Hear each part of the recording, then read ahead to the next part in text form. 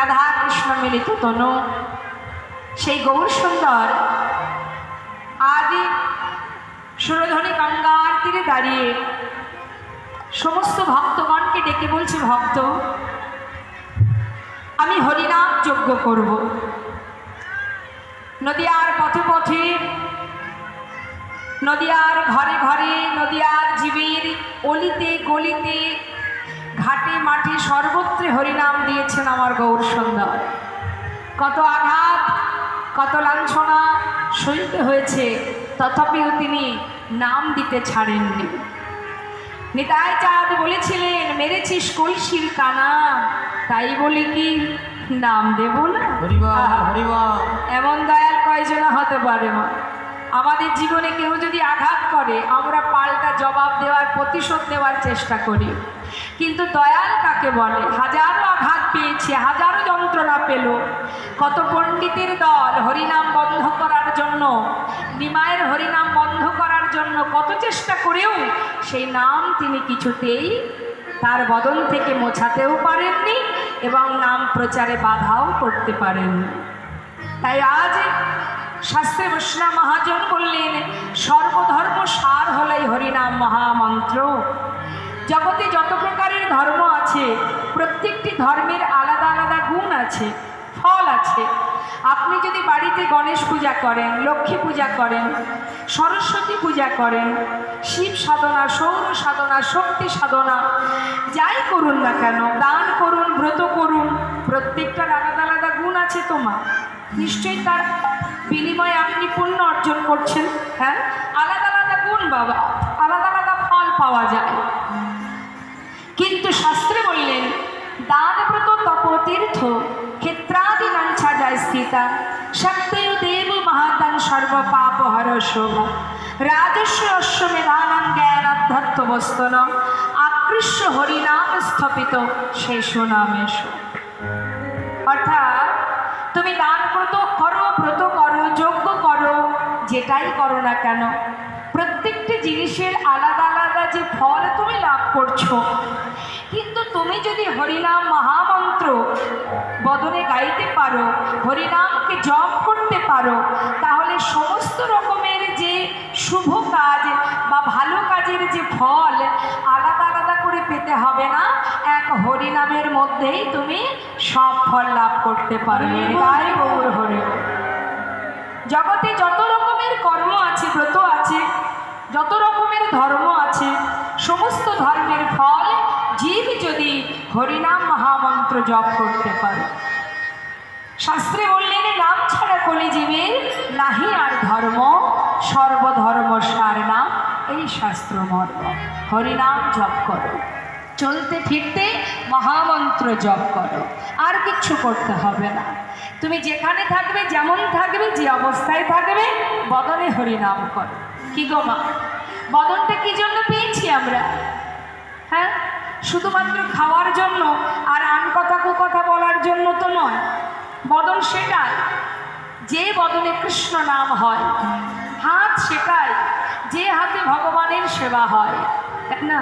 বৈষ্ণব মহাজন বললেন, 84 লক্ষ জনে ভ্রমণ করে যে কৃষ্ণ ভজনের মানব দেহ পেয়েছি আমরা। একদিন দুদিনের ধন তো নয়। এই যে তুমি সুন্দর দেহটা পেয়েছো, এটা তোমার নয়, এটা তিনি দিয়েছেন, তাই তুমি পেয়েছো। আবার তিনি সময় মতো কেড়েও নেবেন, তোমার ক্ষমতা নেই এটাকে ধরে রাখার। তাহলে কার দেওয়া এই সুন্দর মানব দেহ? যে দেহ আমরা লাভ করেছি, আমার মধ্যে আমি কোথায়? এই দেহটা তো আমি। দেহের মধ্যে যা কিছু আছে সবই আমার, হাত আমার, চোখ আমার, তাই তো? আমরা কি বলি এটা আমি? এটা আমার।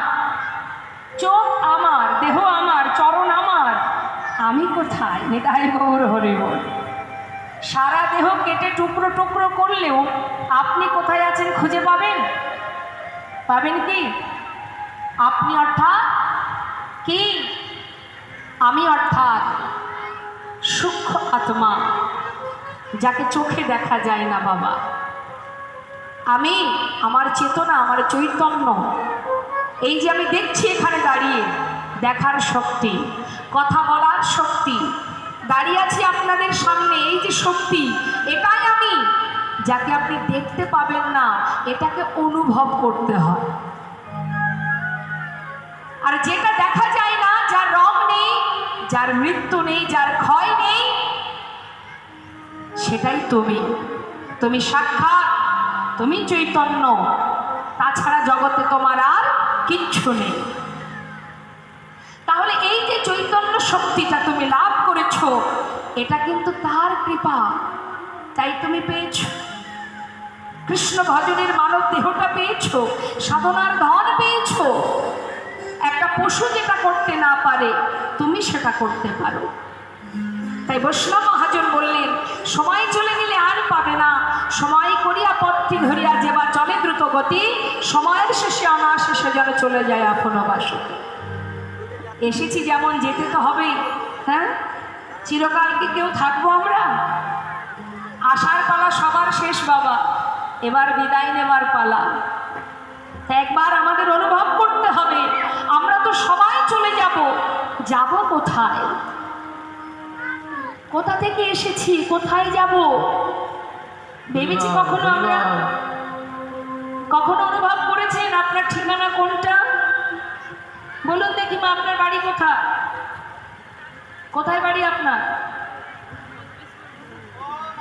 বলুন না, বলুন বলুন, বাড়ি কোথায় বলুন? ও, এই কাছে, তাই তো? আচ্ছা, তাহলে এখানে আপনার বাড়ি। হ্যাঁ, এর আগে আপনি কোথায় ছিলেন? যখন মারা যাবেন তারপরে কোথায় থাকবেন? এখানেই থাকবেন? হরি বল, হরি বল। লীলা কথা, কৃষ্ণ কথা, অমৃত কথা। যে অমৃত কথা আস্বাদন করলে আমাদের চেতনা, আমাদের অচৈতন্য দেহের চেতনা আসে, চৈতন্য আসে, জ্ঞান অর্জন হয়। আমরা সবাই মায়ার বালিশ মাথায় দিয়ে মোহ ঘুমে আমরা মোহের মধ্যে ডুবে আছি। এখান থেকেই আমাদের জানতে হবে যে আমি কে, আমার পরিচয় কি, আমার করণীয়টা কি। তাহলে এটা আমার দুদিনের ঠিকানা, যেখান থেকে এসেছি সেটাই আমার আসল ঠিকানা। আর এখান থেকে যখন ফিরে যাব, যেখানে যাব সেটাই আমার ঠিকানা, এটা আমার ঠিকানা নয়। তাহলে সেই ঠিকানাটা কোথায় সেটা জানতে হবে। শাস্ত্রী মহাজন বললেন, তুম কাহা সে আয়ে হো আর যাও কি কাহা, ইতনা দিল বিচার লো বাস হো গয়া ভজন। নিজের কাছে জিজ্ঞাসা করো, তুমি কোথা থেকে এসেছিলে, আবার যখন যাবে কোথায় যাবে। এটা যদি তুমি একবার ভাবতে পারো, তাহলে এই মায়ার সংসারের এই মোহ মায়া তোমাকে আবদ্ধ করতে পারবে না। আর এটাই তোমার সঠিক ঠিকানায় যাওয়ার ভজনের পথ। জগতে তোমার বলতে কিছুই নেই, যা তুমি করছো সবই বিচিত্র নাট্য মঞ্চের অভিনয়, মঞ্চে অভিনয়। বাবা, ছোট্ট শিশু যখন জন্ম নিলাম, হলাম কারোর কন্যা, মন দিয়ে শুনবেন, যখন কারোর কন্যা হলাম তখনকার বেশ ছিল এক, তাই তো? দেখবেন এক একটা যাত্রা মঞ্চে যখন অভিনয় হয়, একই ব্যক্তি যদি 4টে রোল করে 4 রকমের পোশাক পরে, তাই না মা? ঠিক তদ্রূপ আমরাও একের পর এক পোশাক পরছি। শিশু ছিলাম তখন ছিল এক পোশাক, ছিলাম পিতার কন্যা। বিবাহের পর স্বামীর ঘর করতে করতে তখনকার বেশ হলো আলাদা, কি তাই তো? আবার যখন বৃদ্ধ হব, ইহজগতের পতি ছেড়ে চলে যাবে, স্বামীকে ত্যাগ করার পর সেই রমণীর পোশাক হবে আবার আলাদা। তাহলে একজন ব্যক্তি কত রকমের রোল করছি আমরা, ভেবে দেখুন। কখনো কারোর কন্যা, কখনো কারোর স্ত্রী, কখনো কারোর মা, চলছে অভিনয়। এটাই আমাদের জীবনের আসল নয়, এটা অভিনয় মঞ্চে অভিনয়। কাতবকান্তাকস্তে পুত্র সংসারায় অতীব বিচিত্র নলিনী জলগত তারলাং তৎপততে সঞ্চয়। বাবা, পদ্মপাতা দেখেছেন তো, পুকুরে থাকে, সুন্দর ফুল ফোটে। মা, পদ্মপাতার উপর আপনাদের এদিকে ভালো পদ্ম ফুল পাওয়া যায়, যায় না? হ্যাঁ, আমি আগে খুব মুর্শিদাবাদের অনেক অনেক জায়গায় প্রোগ্রাম করেছি। তো একজন ব্যক্তি পদ্ম ফুলের মালা পরিয়েছিলেন আমাকে, খুব ভার, বাপরে বাপ। তো যাই হোক, তিনি সব জায়গাতেই মালা পরান।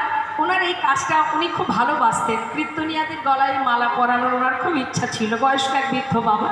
যাই হোক, তা পদ্ম পাতার উপরে যদি জলের বিন্দু থাকে, জলটা টলমল করে তো বাবা। যদি কখনো জলটা পড়ে যায়, বলুন তো মা, সেই পাতার উপরে জলের দাগ থাকে? নিতাই গৌর হরিবল হরিবল। এখানেই তত্ত্ব লুকিয়ে আছে, এখানেই ভজন লুকিয়ে আছে। সমাজটা ঠিক তদ্রূপ, এই সংসার জীবনটা তদ্রূপ। ভগবানের সৃষ্টি জীব জগৎ, এটা শুধুমাত্র এই সংসারে তুমি যাই করো আর তাই করো না কেন, সংসারে যাদের জন্য কৃষ্ণ বলার সময় হলো না তোমার, যাদের জন্য, যাদের সুখের জন্য দিন রাত এক করে তুমি নিজের কথা ভাবলে না, যেদিন তুমি চলে যাবে তাদের হৃদয় পদ্মের পাতায় এতটুকু জলের দাগ থাকবে না। শাস্ত্রে তার সুন্দর অনেক অনেক শিক্ষামূলক ভজন। একটা গান আমি গাইছি, কি বলছে, তোমার সোনার অঙ্গ হবে ভঙ্গ রে,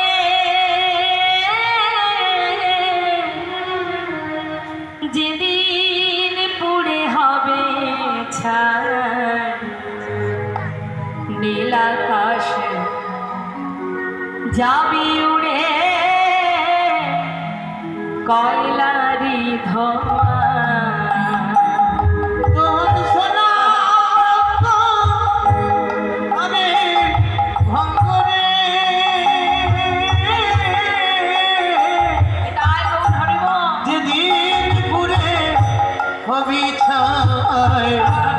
নীল আকাশে যাবি বসে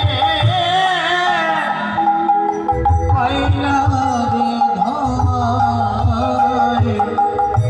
জ্বালবে আগুন খুঁচে খুঁচে, মারবে বাড়ি হাড়ের গিঠে রে,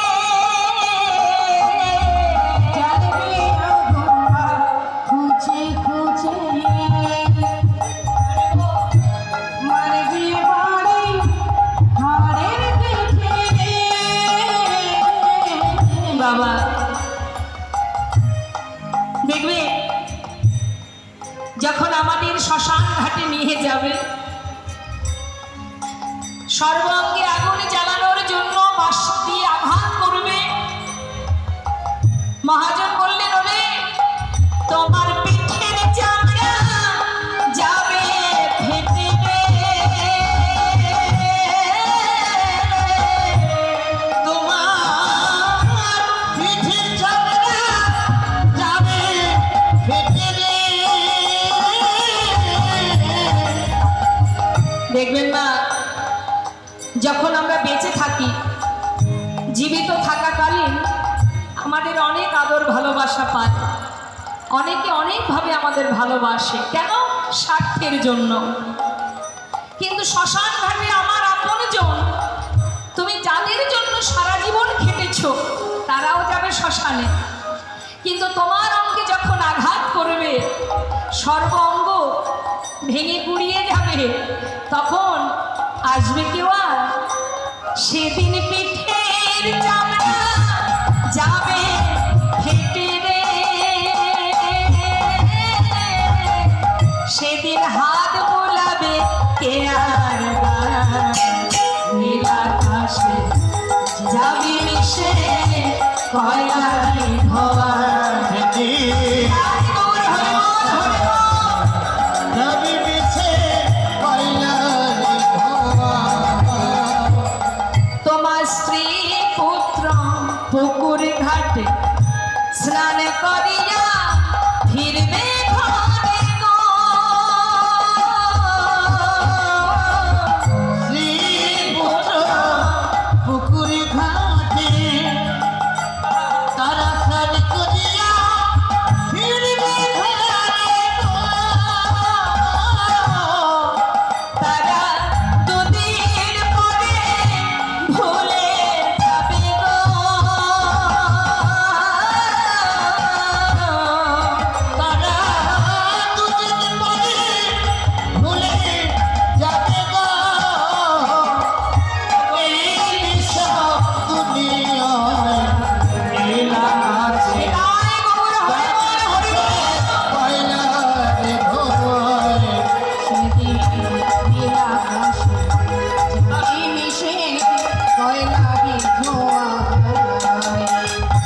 আমাদের মুক্তির রাস্তা একটাই বাবা। সংসারে তুমি কর্ম করো, তুমি অর্থ উপার্জন করো, ছেলে মেয়ের ভবিষ্যৎ করো, এটা শুধু তোমার দায়িত্ব, আর কিচ্ছু নয়। কিন্তু মনটা দিয়ে দাও গোবিন্দ চরণে, যেমন দিয়েছিল রাধারানী। প্রেমময়ী রাধারানী সদা সর্বদাই আয়নের ঘরণী হয়ে সংসারে কর্ম করেছে, রন্ধন করেছে, কিন্তু মন ছিল তার কৃষ্ণ কাছে, গোবিন্দের কাছে। তুমিও তোমার কর্ম করো, কিন্তু মনটা দিয়ে দাও গোবিন্দ চরণে, কারণ সময় গেলে তুমি আর পাবে না। সময় করিয়া পত্রী ধরিয়া যেবা চলে দ্রুত গতি, সময়ের শেষে অনায়াসে সে যেন চলে যায় আপন বাসতে। তাই আজ করুণাময় গৌর সুন্দর কলিহত জীবের উদ্ধারের জন্য মধুমাখা হরিনাম জীবের দ্বারে দ্বারে দিলেন, আর বললেন জীব হরিনাম মহামন্ত্র জপ করো, আর কিচ্ছু করতে হবে না। কৃত্যে যদ্ধায়তি বিষ্ণু ত্রেতায় যজ্জতে মক্ষ, তারপরে পরিচর্যং কলো তদ্ধরি সংকীর্তন, হরিনাম জপ করো।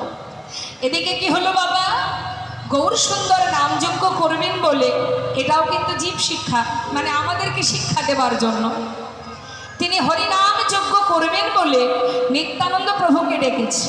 কেন?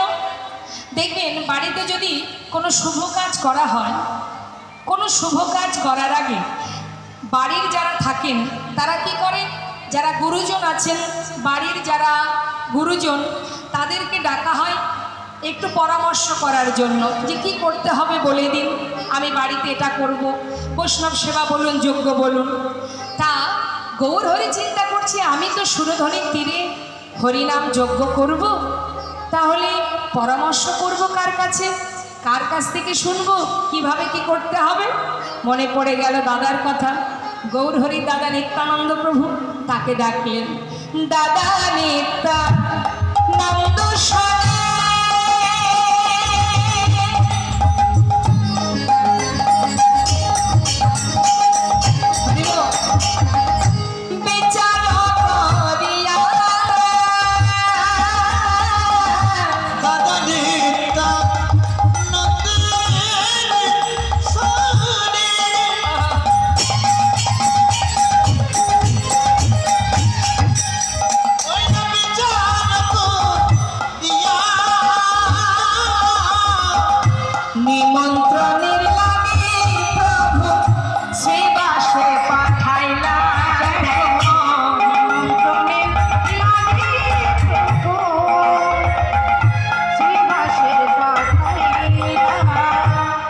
পরামর্শ করিলাম,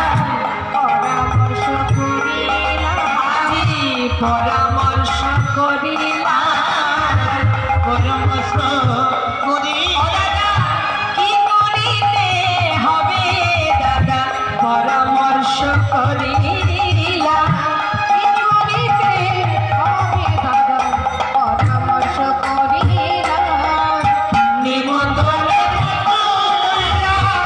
শিবাকে পাঠাইল, দেখো নিমন্ত্রণে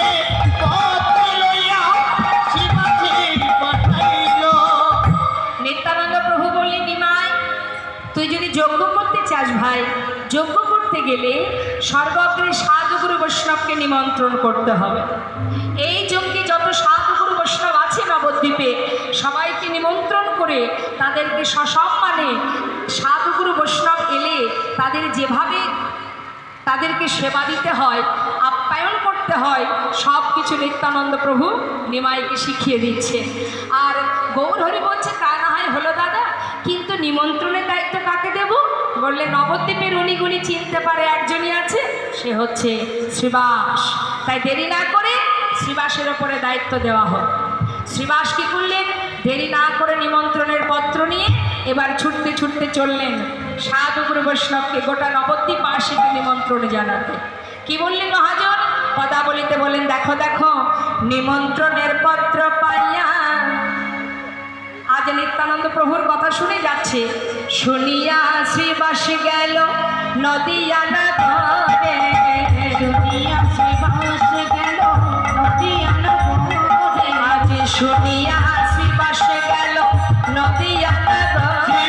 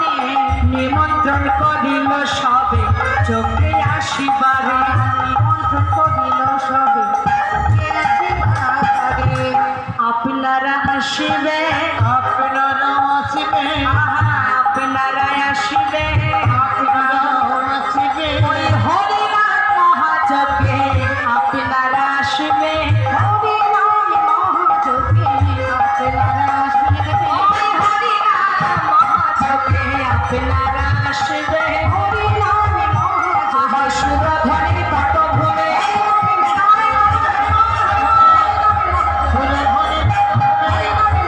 সুরধনে পট্টভূমে আপনারা আসিবে। ওই নিমন্ত্রণ করিবার সাথে চোখে আসিবারে। সবাইকে নিমন্ত্রণ করেছে মা, আর যেই না নিমন্ত্রণের পত্র পেয়েছে নদিয়াবাসীর আনন্দ ধরছে না। বলুন দেখি, গৌর হরি যজ্ঞ করবে শুনলে গৌর হরিকে যারা ভালোবাসে, তার ভক্ত যারা, তাদেরকে আর আনন্দের সীমা থাকবে?